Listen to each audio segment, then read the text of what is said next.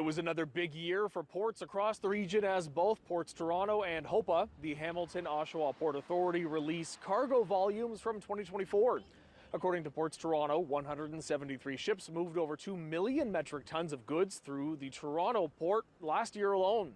While tonnage this year didn't break 2022's record of over 2.3 million, it falls well within the expected 2 million plus. That comes to signify a good year at the port. Here in Toronto, when the port is active, things are happening, and that contributes about 700 jobs to the Toronto economy.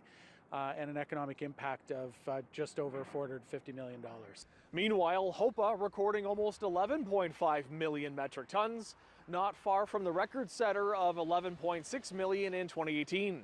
These ports also a hub for construction materials as well as agri-food commodities. It was a wonderful year for us, both in terms of infrastructure investments across the entire network between Hamilton, Oshawa, and in the Niagara region. And we moved close to $4 billion worth of goods in and out of our port facilities. But now, as is increasingly the case across all sectors of the economy, a big question mark.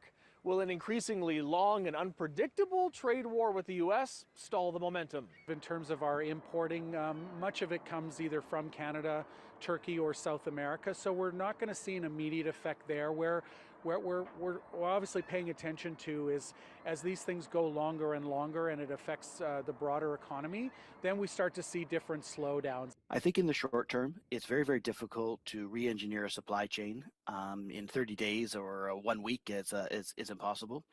But we certainly see that there could be a lasting impact on how people view supply chains. Both port operators agreeing expedited efforts underway now to diversify our international trade markets should continue. Absolutely. I think there's latent economic demand across Canada that is undervalued, underutilized, and under-realized, actually. How do we support them to make it feel as comfortable as it is to send a truckload to Ohio as it is to send a container load to Belgium? In Toronto's Portlands, David Zura, City News.